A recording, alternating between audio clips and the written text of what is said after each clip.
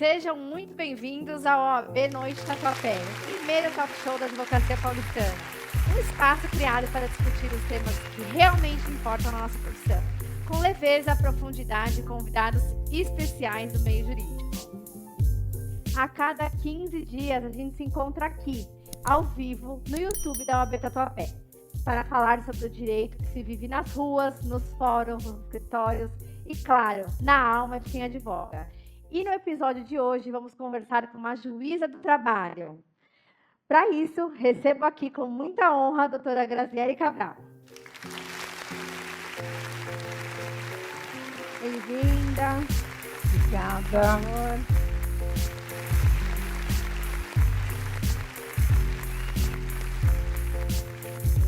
Seja muito bem-vinda, doutora Graziele.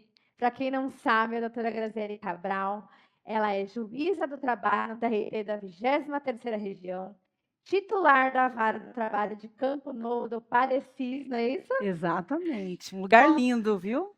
Pós-graduada em Direito Processual e Direito Civil, Direito e Processo do Trabalho, professora da Escola Superior da Magistratura de Mato Grosso e titular da cadeira número 18 da Academia Mato Grossense de Direito. Que currículo, hein? Um pouquinho, né? A gente cada vez vai melhorando e aumentando, e o conhecimento é que faz a diferença em tudo na vida da gente, né? E hoje a doutora Graziele é juíza, mas também advogou por um tempo, não é isso? Advoguei por quase 5 anos antes de me tornar magistrado. E você se lembra quando foi a primeira vez que você se sentiu advogada? Olha, eu acho que é a hora que a gente faz a primeira audiência. Foi eu que me senti advogada mesmo, porque durante a faculdade você faz ali uma audiência como estagiária, então você vai com o professor junto, mas aquela hora que você está ali sozinha, é você e o seu cliente, o juiz ali na tua frente. Você e a dor de barriga. E a dor de barriga, a tremedeira. Eu, na minha época ainda, era papel. Então, eu me lembro quando eu entreguei a minha primeira contestação, porque em audiência a gente entregava, tem acordo? Não tem acordo, entregava. Eu ouvi o barulho das folhas da minha defesa, de tanto que eu tremia. Mas ali eu me senti realmente advogada. Você sabe que eu também lembro que a gente tinha que numerar a caneta, as folhas. Sim, carimbar em branco. A gente tinha que olhar lá que número que tinha parado e continuar numerando, né? Exatamente. E qual foi o maior desafio que você enfrentou no início da sua carreira? Bom, a insegurança que todos nós temos é natural, ninguém nasce já experiente. Então, essas inseguranças realmente do medo ali, porque quando você está estagiando, você está com um acompanhamento, então você não tem aquela responsabilidade tão grande nas suas costas, mas quando você está ali, bom, agora eu sou advogada, meu cliente depende de mim, eu ainda não sei totalmente, não me sinto à vontade aqui, então ali você tem um peso grande, porque você sabe que aquela pessoa vai ter um direito aceito, né? Ele vai ganhar ou perder uma ação conforme a sua atuação, ou pelo menos grande parte dela. Então, ali é que eu sinto assim, esse grande desafio de enfrentar o desconhecido. E eu falo que assim, a gente pode minimizar esses problemas, mas por mais que você estude, por mais que eu fiquei, antes de fazer minha primeira audiência, eu fiquei 1 semana. Eu me lembro lá no fórum lá de Cuiabá, na junta, ainda era junta de conciliação e julgamento. Gente, eu não sou tão velha assim, mas era junta. E eu fiquei 1 semana assistindo audiências nas 5 varas que tinha, para eu entender, conhecer um pouquinho o juiz, mas mesmo assim, o desafio da primeira audiência, o desafio do olho no olho ali com o magistrado é complicado. E falando em magistratura, né? Já é a vontade da faculdade ingressar na magistratura ou depois? Na verdade, quando eu estava no 5º semestre da faculdade, eu gostava de direito penal. Hoje eu nem sei mais, acho que direito penal, se eu precisar me defender, eu não vou conseguir. E eu lembro que entrou para me ministrar aula um juiz, que hoje é desembargador, e ele era juiz do trabalho. E ele deu a primeira aula, e eu falei, gente, é isso que eu quero. Então, assim, eu defini primeiro a minha área. Daí eu não sabia se eu ia advogar, se eu ia ser magistrada, promotora, procuradora do trabalho. Mas eu falei, é isso que eu quero, é o direito do trabalho que eu gostei. E nisso, aí dentro do decorrer do tempo, aí eu fui estagiária do Ministério Público do Trabalho, aí eu vi que eu não queria ser procuradora do trabalho. Eu vi assim, olha, para esse eu não tenho perfil. Uhum. E aí a magistratura foi vindo. Né? Eu falei, eu tentei, advoguei um pouco, mas sempre com aquela disciplina, eu acho que eu quero, eu tenho um perfil, eu tenho uma vontade, um sonho de ser juíza do trabalho. E Olha. aí eu fui estudando, advogando, não passei de cara, porque eu venho de uma família pobre, uma família simples, então eu não tinha como não trabalhar só para estudar. Então aí eu advogava, eu dava aula e também estudava. E aí eu passei no concurso. Show. E falando dessa questão um pouquinho assim, você comentou, eu precisava trabalhar, enfim. E a maternidade? Que momento da sua vida a maternidade chegou e como você fez para conciliar isso? Bom, a maternidade chegou, eu estava nessa fase, estudando para concurso e trabalhando. Então, assim, eu advogava e estudava nas horas que dava e dava aula. Dar aula é muito importante para a gente, sabe, fixar o conhecimento. Hoje eu falo, quem está fazendo, quer fazer concurso, se puder dar aula, é uma das melhores formas de estudar. E eu engravidei da minha primeira filha. E então eu falei, e agora? Né? E eu lembro que eu estava com um concurso marcado para Brasília e eu comecei a passar muito mal. E eu tive que não fazer a prova. E aí nessa hora você fala, nossa, será que a maternidade, que era um sonho, né, vai me atrapalhar? Mas eu digo que não. Foi incrível que a maternidade me deu forças para estudar mais. E aí, quando eu estava com a minha gestação, estudei, continuei advogando, dando aula. E aí, quando eu tive a minha filha, e ela estava com 6 meses, eu passei para servidora. Eu fui servidora 6 meses. 6 vezes. 6 meses. E aí, servidora, me deu até assim, eu fiquei um pouco mais, me deu uma acalmada. E aí eu comecei a estudar mais. Eu olhava aquela pequenininha ali e falava, não, essa pituquinha aqui precisa de mim. E aquilo lá me dava forças. Eu levantava daí às 4, dava a última mamada para ela, né? E eu já, das 4 horas da manhã, eu já parava, já acordava e continuava estudando. E quando ela tinha 1 aninho de idade, eu passei no concurso. Olha só que bacana. É muito legal saber um pouquinho da sua história, porque muitas vezes as pessoas têm a visão que a maternidade pode atrapalhar. Porque às vezes a gente fica num dilema entre a nossa vida profissional e o desejo de ser mãe, né? Porque a gente tem um sonho, às vezes também tive esse sonho de ser mãe, e às vezes tem gente que enxerga isso como um dilema. E olha só que bacana ouvir a sua história, que na verdade foi força, né? Sim, Foi impulso. com certeza. Eu posso dizer que foi um impulso, me enchia de energia, sabe, doutora Bruna? Me enchia de energia para falar, não, eu vou conseguir, eu vou dar uma vida melhor para ela, uma vida mais estável. Então, me ajudou demais e eu falo que é possível. É claro que dá um pouquinho mais de trabalho, sem dúvida, mas não é impossível, pelo contrário, é gás. Ai, que legal. Agora eu queria saber um perrengue jurídico inesquecível que você passou na sua carreira. Vou falar, o perrengue, vou falar da época de advogado, porque aqui É. nós estamos falando, e aí eu já aproveito para dar uma dica, que vocês já devem ter ouvido, mas eu vou dizer assim, porque é testemunho. Não advogue para a família. Nunca! Inventa uma desculpa. Enfim, foi uma audiência com meu pai. Uma das minhas primeiras audiências. E meu pai, imagina aquele cliente que é bravo, que fala alto, que xinga o juiz e briga com o juiz. Era esse. Ai, que ótimo. E aí a gente fazendo a audiência, e imagina, né? Eu, filha, e ele começou a brigar com o juiz, e o juiz brigava com ele, e eu ia falar assim, papá, papá, e eu, seu Haroldo, o nome dele é Haroldo, seu Haroldo, passava mais um pouquinho, ele começava a gritar, papai, seu Haroldo, eu falava, papai, para, né? Mas Ai. foi esse o maior perrengue. Olha só, eu já tive uma coisa parecida que foi advogar para o meu irmão. É complicado misturar isso, né? A Demais. relação pessoal com a profissional. Bom, agora eu vou fazer uma pergunta sobre o sistema judiciário. Que nós estamos aqui com uma magistrada. Se você pudesse mudar alguma coisa no sistema judiciário, o que seria? O conservadorismo.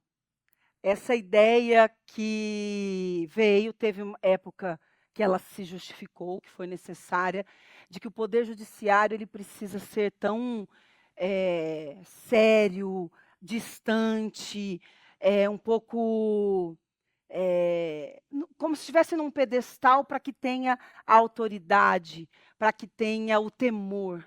E eu penso que não, sabe? Então, o que eu gostaria de mudar, vejo que já começou a mudar, mas é quebrar o conservadorismo exagerado. Eu não estou dizendo, gente, informalidade total, porque também sou contra. Sim. Eu penso num equilíbrio, mas num poder judiciário aonde você tenha uma relação mais tranquila, que não precisa usar palavras difíceis para mostrar autoridade. Eu não preciso ter uma coisa inacessível, sabe? Um juiz inacessível, como se fosse um Deus e as pessoas ali embaixo para que a gente tenha poder. Eu acho que a gente consegue ter o poder com linguagem simples, fazendo corretamente o nosso trabalho. Eu tenho esse sonho. E olha só, você falando nessa questão da linguagem simples, conta um pouco pra gente, que eu sei que você usa o Visual Law nas suas sentenças. O que eu acho máximo é que lá no começo já tá o que ganhou e o que perdeu. Conta pra gente como você teve essa ideia. Porque isso vai realmente, você tá falando, não precisa ser tão conservador, tão quadrado, né? Exatamente, eu acho que é um equilíbrio. Nós estamos em épocas que isso já é possível. Teve épocas que não, mas hoje já se admite. Então, assim, a ideia de colocar sentença em linguagem que as pessoas possam ouvir veio de várias situações em que chegavam na minha vara, no balcão da minha vara do trabalho, empregado, empregador, não é só empregados, não, porque eu sou de uma região onde muitas vezes o empregador, o dono, ele é uma pessoa que mal tem o primeiro grau o completo, entende? E ele chegava com a sentença, né? E falava assim, mas afinal de contas, eu ganhei ou eu perdi? Sabe? E com a decisão na mão. Porque às vezes o advogado passou aquela decisão, ou ele às vezes não estava acreditando, mas enfim, a pessoa não entendia. Eu falei, não, gente, não é isso. Eu penso que quem é o nosso usuário final? Quem é o destinatário da decisão? São as partes. Então, eu acho que é justo que elas entendam. Então, hoje, as minhas sentenças ela têm essa folha de rosto, onde eu coloco numa linguagem acessível. Ganhou, perdeu, porque a palavra improcedente, procedente para a gente, que é do meio jurídico, é automático, a gente já sabe o que é. Mas isso, para uma pessoa leiga, e eu não estou falando, não precisa nem ser uma pessoa sem estudo. Se você pegar um dentista, um farmacêutico, muitas vezes ele não vai ter entender o procedente, improcedente. É aquilo de não usar tanto juridiquês. Exatamente. Estou adorando aqui o nosso bate-papo. E agora a gente vai para o nosso intervalo. E no intervalo vocês vão poder conhecer nossos apoiadores culturais. A gente volta já.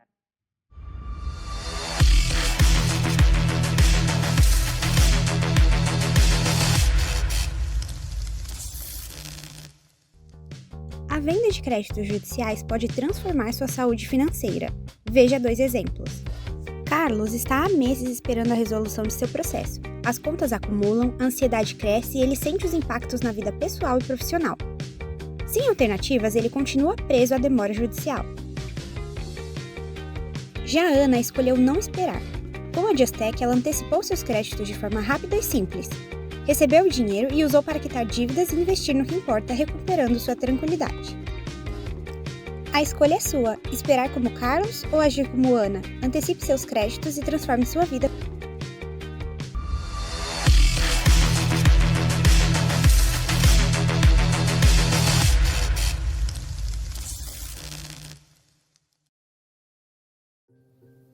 Estamos de volta com a B Noite Tatuapé. E antes da gente começar o quadro que já está marcado aqui no nosso talk show, eu vou te oferecer uma água, doutora Graziele. Está servindo uma água? Eu aceito. Pedir para a Isabelle trazer aqui uma água para nós. Por favor. Muito obrigada.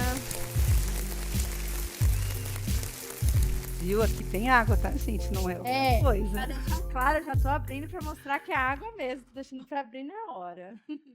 Bom, e agora, senhoras e senhores, o ping-pong jurídico.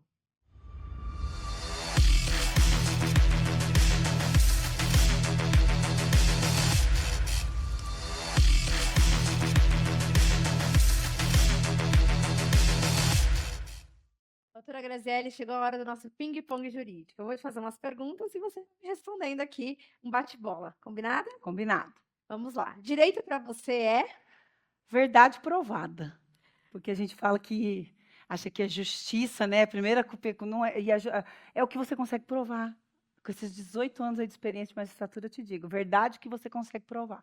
Um jurista que te inspira? Ada Pellegrini. Sou apaixonada por direito processual e tudo que eu aprendi, Ada Pellegrini. Um livro que mudou sua visão sobre o direito?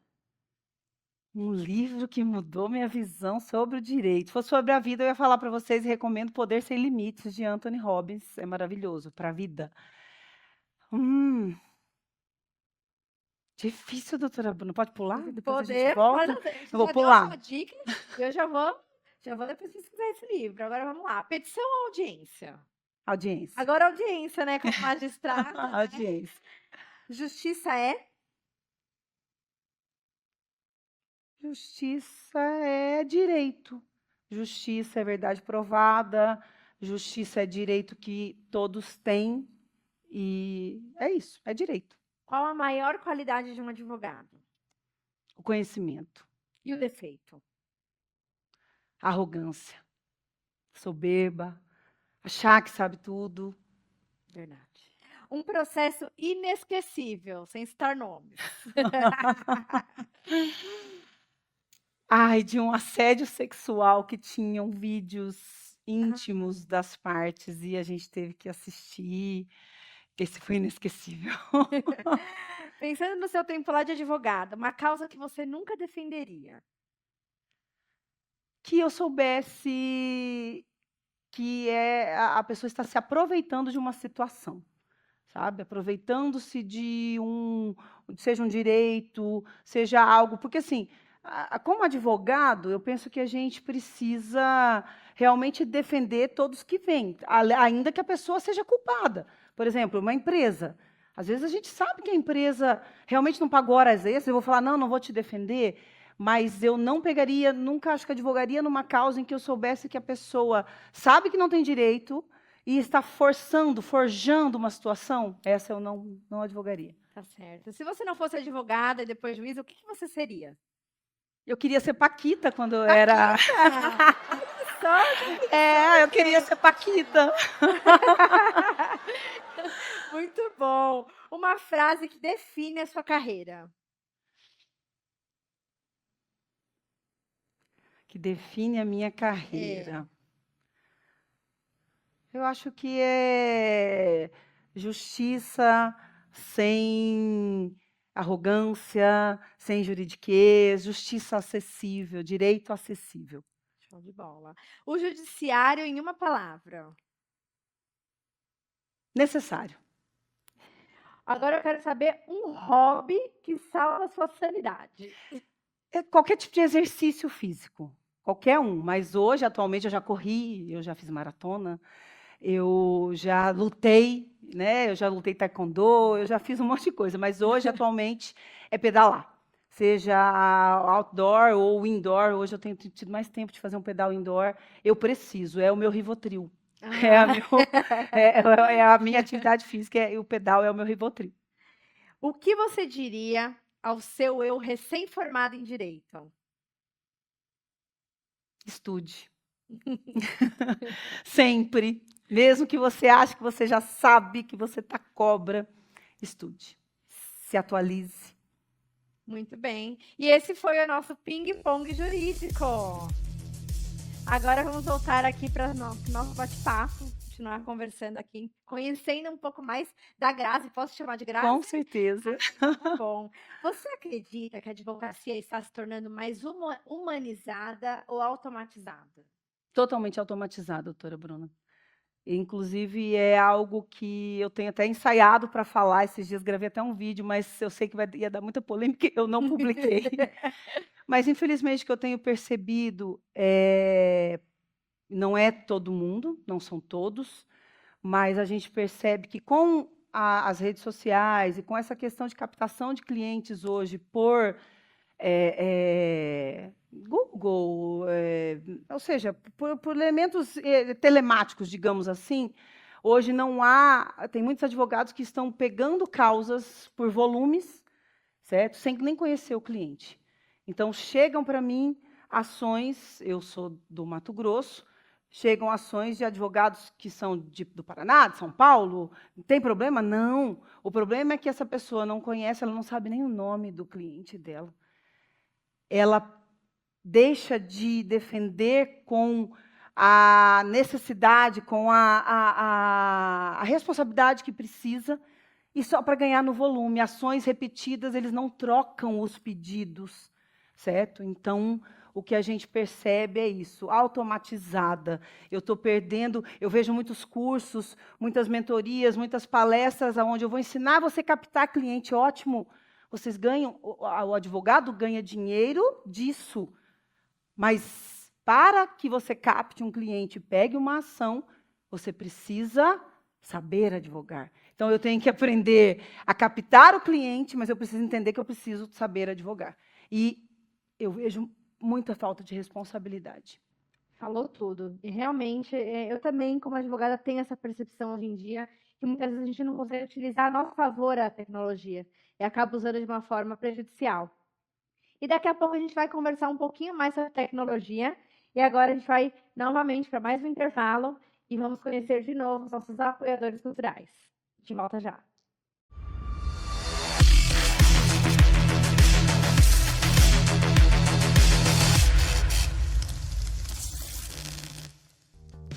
A venda de créditos judiciais pode transformar sua saúde financeira. Veja 2 exemplos.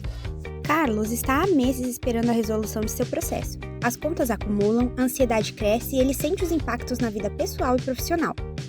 Sem alternativas, ele continua preso à demora judicial. Já a Ana escolheu não esperar. Com a Justec, ela antecipou seus créditos de forma rápida e simples. Recebeu o dinheiro e usou para quitar dívidas e investir no que importa, recuperando sua tranquilidade. A escolha é sua: esperar como Carlos ou agir como Ana. Antecipe seus créditos e transforme sua vida.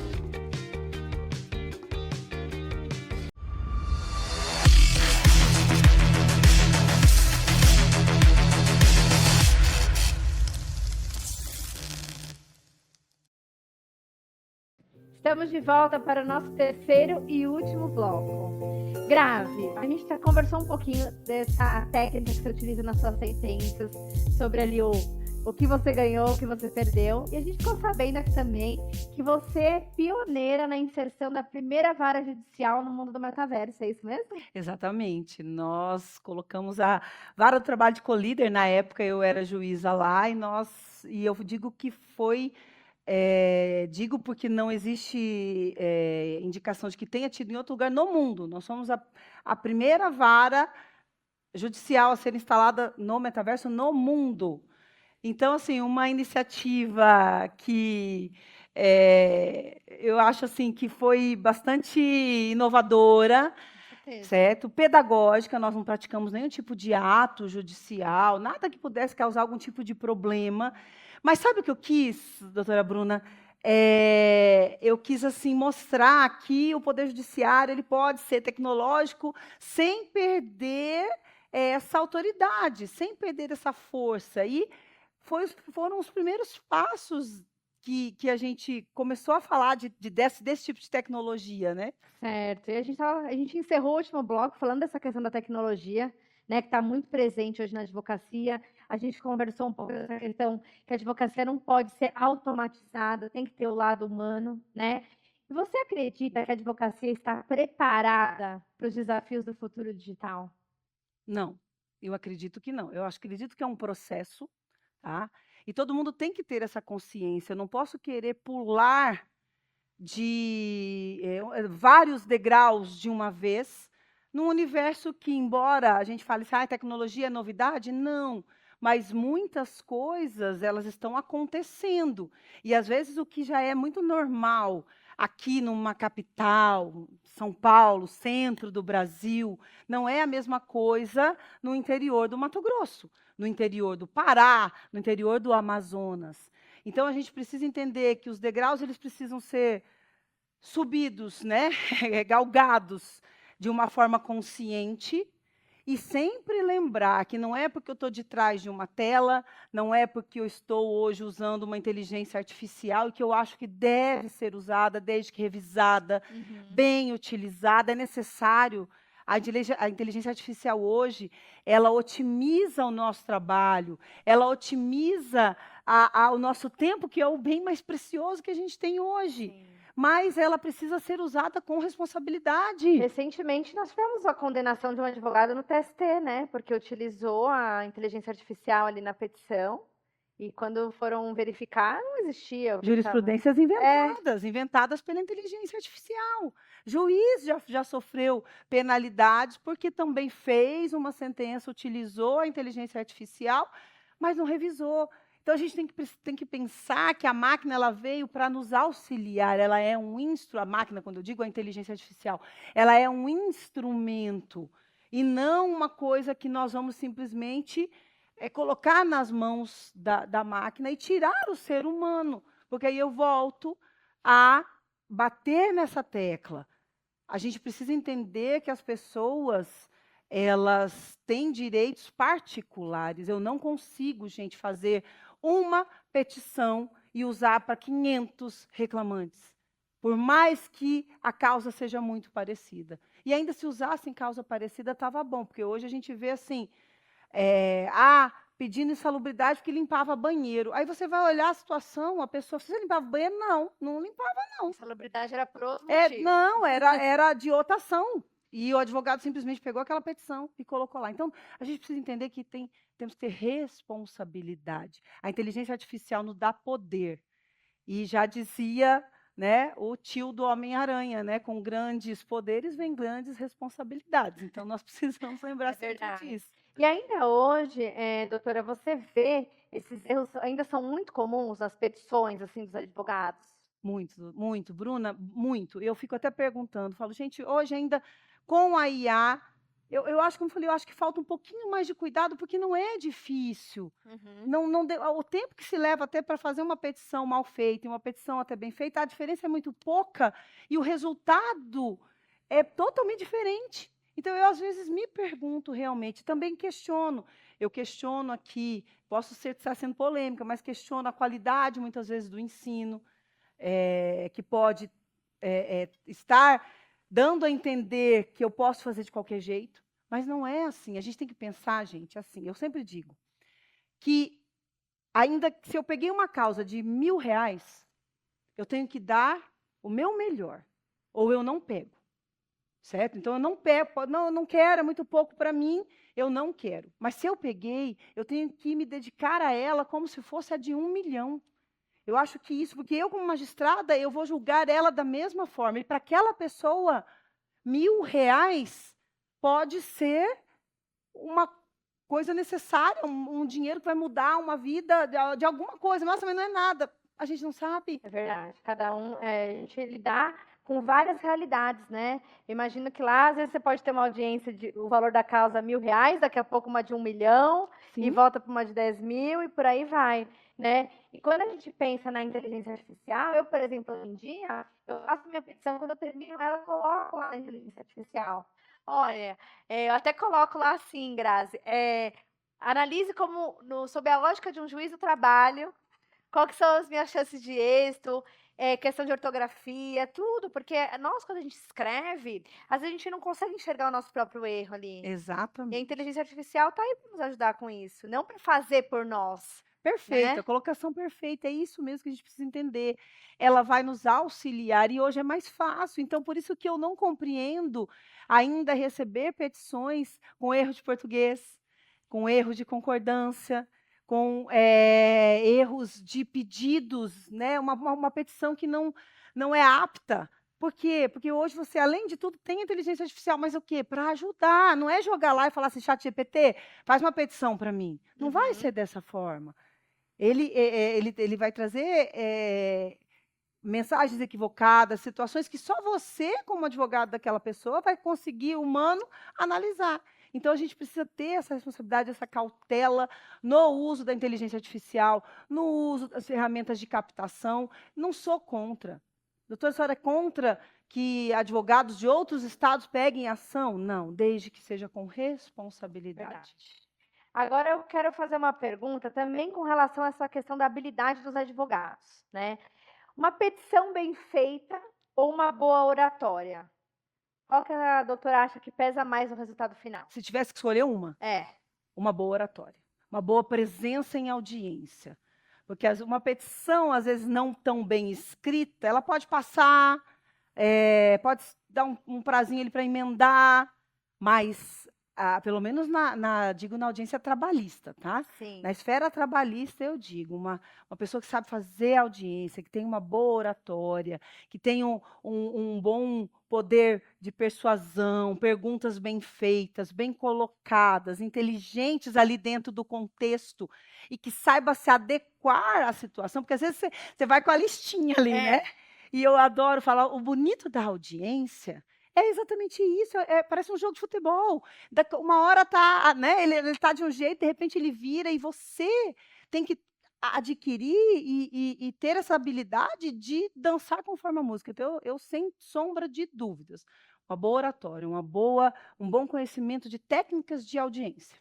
Verdade. A audiência no processo do trabalho é a alma do processo, né? Totalmente. Não adianta você fazer uma petição perfeita e na hora da audiência você não saber, por exemplo, o ônus de prova, Perdeu.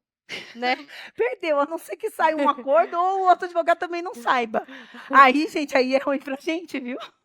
Aí o juiz fica, meu Deus, e agora? Mas Eu vejo que grande parte da advocacia tem muita dificuldade com essa questão do ônus de prova. O seu olhar enquanto magistrada também é esse? total. Eu falo que se você tivesse me feito uma pergunta, e agora eu vou me fazer e vou responder. De várias matérias, vários pontos, se fosse escolher um para definir assim, o que um advogado trabalhista não pode deixar de saber, ônus da prova. Se ele tiver que escolher um, não é fazer bem petição, não é nem falar bem, o falar bem está dentro ali, mas é ter conhecimento sobre o ônus da prova. E ele tendo conhecimento sobre o ônus da prova, ele vai saber se portar na audiência. E saber o ônus da prova te faz saber recuar, saber se você tem que fazer um acordo. Porque, gente, às vezes, sabe o que eu percebo? As pessoas olham e falam assim, o juiz fica tentando acordo para não trabalhar. Não! É que, às vezes, a gente já tem a experiência, que você sabe... Lembra que como você me perguntou, né, o que é direito? Eu falei, é verdade provada? Uhum. Às vezes, você tem o direito.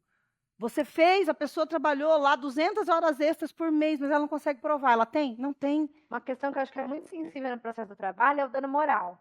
Porque a prova é do empregado. Se ele não tem testemunha, é o que você falou, provavelmente ele sofreu aquele dano, realmente. Sim. Ele teve, só que um advogado da reclamada, o que faria? Não, eu não quero ouvir o reclamante, porque o ônus é dele, se ele não tem testemunha. Exatamente. Não é verdade? Nem houve mais as testemunhas dela, né, da parte reclamada. Então,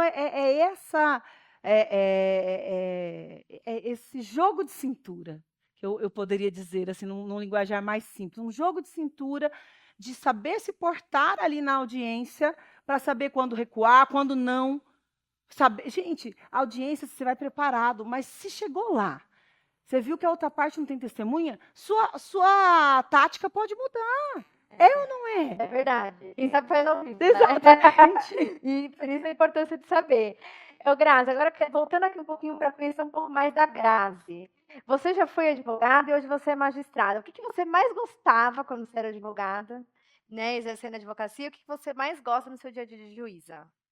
Bom, a advocacia, o que instigava e ao mesmo tempo é mais complicado, mas é você não saber muito o que vai acontecer. Você não... É sempre uma surpresa, aquilo que a gente acabou de falar. Você não depende, às vezes você está com tudo programado e de repente lá a coisa muda, né? Então você depende do entendimento de um juiz, você depende do que ele está pensando, e isso para muitos é ruim, mas eu acho instigante, eu acho que a beleza está aí. Se fosse certinho, a gente poderia colocar um robozinho ali, né? Então, como advogado, eu acho que esse friozinho na barriga, né, de não saber o que vai acontecer. E como magistrada, eu adoro a audiência, sabe? Eu já vou fazer agora 19 anos de magistratura, agora em junho. E eu acho que a audiência ela é mágica. Porque ela é realmente aquele jogo de xadrez também, ó, você vê, acaba que as duas coisas que eu gosto, tanto quanto advogado quanto como magistrado, até se assemelham. Como magistrado, eu tenho mais controle da situação, mas mesmo assim, eu fico às vezes admirando como uma hora assim, eu estou convencida, tipo, não, ó, tem direito, nossa, reclamante deu um depoimento lá muito bom, e aí, de repente, vem a reclamada, e aí você pergunta alguma coisa, pá, já mudou. E aí vem uma testemunha e já muda de novo, e depois muda de novo. Então, essa, essa volatilidade que a gente tem é encantador na audiência, porque você não tem monotonia. É Você não verdade. tem, e acontece de tudo, né? Eu sempre falo que a audiência trabalhista tudo pode acontecer. Tudo. Né? Então, para a gente fechar aqui com um pouco mais de leveza também, me conta um filme, uma série ou um livro que você recomenda para todo mundo. Bom, o livro eu já falei, né? O Poder Sem Limites, do Anthony Robbins, eu acho fantástico. Ele foi um livro que eu li, eu acho que eu já li ele umas 5 vezes. Então, eu recomendo bastante. A série, nós estamos falando com advogados, eu assisti Suits. Ah, eu também E adoro. eu acho que vale a pena, embora a gente saiba que a legislação, a maneira como o direito nos Estados Unidos ele é diferente, mas sabe o que eu acho que vocês podem tirar de lá? É o quanto a fala, o vestir, porque a gente fala de informalidade, aí as pessoas hoje confundem, porque acham que pode chegar na audiência chamando o juiz de cara. Cara, esses dias estava na audiência. Cara, eu falei, peraí, cara. Eu falei, foi 1, 2, 3. Falei, peraí, mas nós estamos aonde? Né? No parque de diversões ou de bermuda, entrar dentro de uma audiência de bermuda.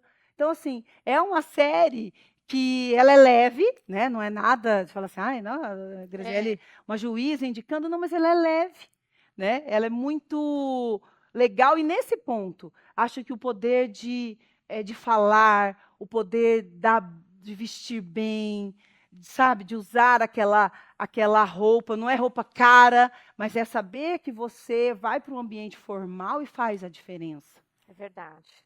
Agora eu vou te falar, quando o papo é bom, o tempo voa, hein? Ah, já acabou. Então, já chegou a hora de eu agradecer demais a sua presença. Você trouxe insights incríveis, como já era esperado, dicas para advocacia, dica do Poder Judiciário e sobre tecnologia também.